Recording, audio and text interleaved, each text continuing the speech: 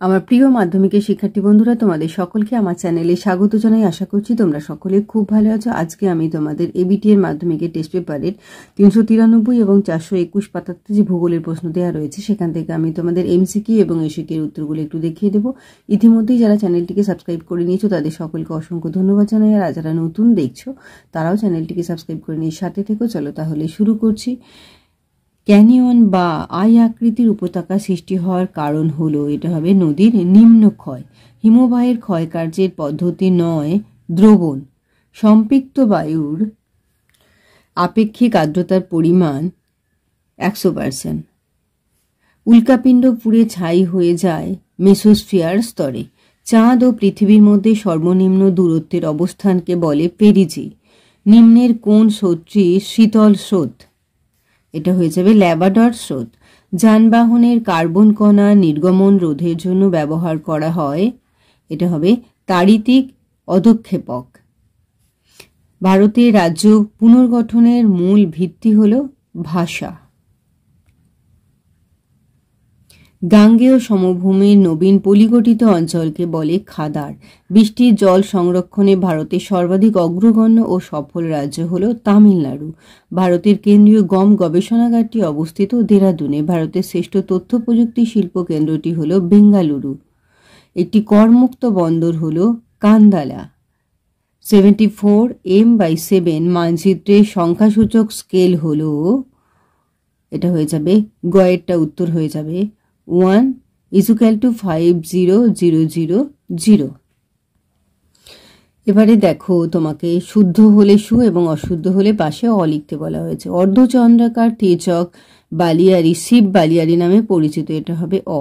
ওজন ঘনত্ব মাপার একক হলো ডবসন, এটা সু। উষ্ণ স্রোত ও শীতল স্রোতের মধ্যবর্তী সীমারেখাকে বলে হিমরেখা, অ। বিষাক্ত আর্সেনিকের প্রভাবে জাপানে মিনামাটা রোগ হয়, অ। থর মরুভূমির চলমান বালিয়ারিকে বলে ধ্রিয়ান, সু। ভারতের সর্বাধিক জনঘনত্বপূর্ণ রাজ্য হল বিহার, সু। ভারতের ভূ বৈচিত্র্যসূচক মানচিত্র তৈরি করে সার্ভে অফ ইন্ডিয়া, এটাও সু। এরপরে দেখো শূন্যস্থান পূরণ বলেছে যে হিমশিরিতে সৃষ্ট হ্রদকে বলে, এটা হয়ে যাবে প্যাটার্ন স্টার। ভ্যান অ্যালেন বিকিরণ দেখা যায় বায়ুমণ্ডলের, এটা হবে ম্যাগনেটোস্ফিয়ার স্তরে।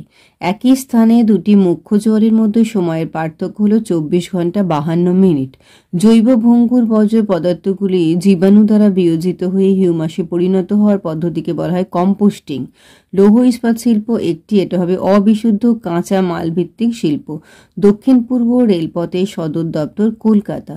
মেরু বরাবর পরিক্রমণকারী কৃত্রিম উপগ্রহ হল সূর্য সমলয় উপগ্রহ।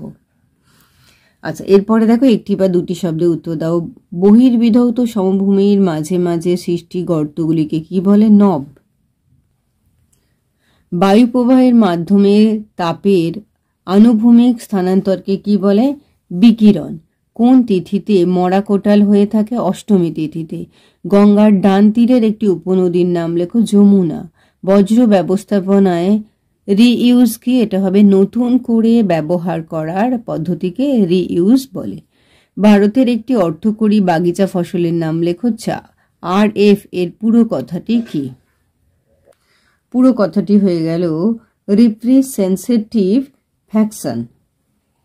পর্বতঢালে কোন পদ্ধতিতে চাষের মাধ্যমে মৃত্তিকা সংরক্ষণ করা হয়? এটা হবে সমোন্নতি রেখা বরাবর।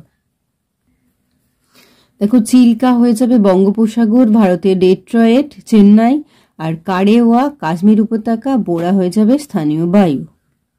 এরপর আমরা চলে এলাম 421 পাতাতে। যে প্রক্রিয়ায় ভূপৃষ্ঠের উচ্চতা বৃদ্ধি পায় তাকে বলে অবরোহণ প্রক্রিয়া।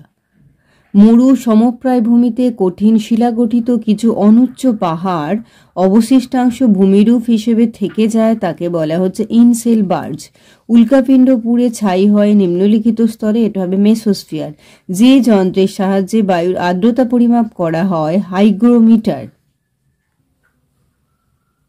এলনিনোর প্রভাব দেখা যায়, এটা হবে প্রশান্ত মহাসাগরে। পৃথিবী থেকে চাঁদের দূরত্ব যখন সবচেয়ে বেশি সবচেয়ে কম তখন যে জোয়ার সৃষ্টি হয় তাকে বলে পেরিজি জোয়ার। নিম্নলিখিত বজ্র পদার্থটি জৈব অভঙ্গুর বজ্র, এটা হয়ে যাবে দেখো প্লাস্টিক বজ্র, কৃত্রিম রাবার বজ্র, অ্যালুমিনিয়াম পাত। এখানে উত্তর হয়ে যাবে সবকটি প্রযোজ্য। ভারতের সর্ববৃহৎ নদী পরিকল্পনাটি হল ভাকরা নাঙ্গাল। উত্তর পশ্চিম ভারতে যে ধূলিঝড় দেখা যায় তা হল আঁধি। ভারতের সর্বাধিক জলসেচ করা হয় যে পদ্ধতিতে সেটি হল কূপ ও নলকূপ। ভারতের কেন্দ্রীয় কফি গবেষণাগার অবস্থিত চিকমাগালুরুতে। পশ্চিমবঙ্গে পেট্রোকেমিক্যাল শিল্প কেন্দ্র অবস্থিত হলদিয়ায়। ভারতে বেসরকারি উদ্যোগের বৃহত্তম লৌহ ইস্পাত কারখানা হল tata iron and steel plant. Topographical মানচিত্রে সমোন্নতি রেখা অঙ্কন করা হয় যে রং দিয়ে তা হলো বাদামি। এরপর দেখো শুদ্ধ অশুদ্ধ করতে বলা হয়েছে। জলপ্রপাতের পাদদেশে মন্থকূপের সৃষ্টি হয়, এটা অ। ভাগীরথী এবং অলকানন্দা নদীর মিলনস্থল হল দেবপ্রয়াগ, এটা হবে সু।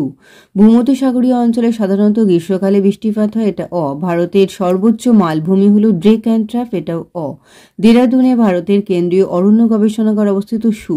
ভারতে বৃষ্টির জল সংরক্ষণে অগ্রণী রাজ্য হল কেরালা, এটাও হবে অ।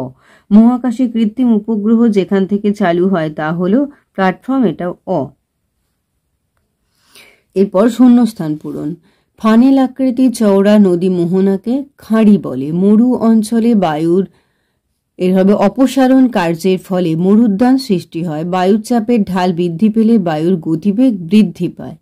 উপসাগরীয় স্রোত সমুদ্রতলের উপরিভাগ দিয়ে প্রবাহিত হয়।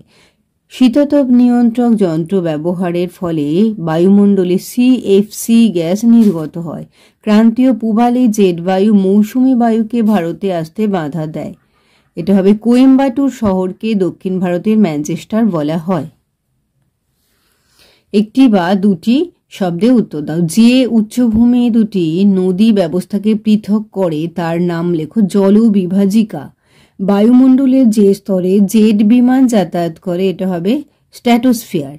একটি পৃথিবী বিখ্যাত সামুদ্রিক মগ্নচড়ার নাম লেখো, এটা হবে গ্র্যান্ড ব্যাংক। পশ্চিম হিমালয়ের তাল কি? এটা হবে হিমবাহে সৃষ্ট হ্রদকে তাল বলা হচ্ছে। গাঙ্গেয় সমভূমির নবীন পলি মাটিকে কি বলা হয়? খাদার। ভারতের একটি জাইদ ফসলের নাম লেখো তরমুজ।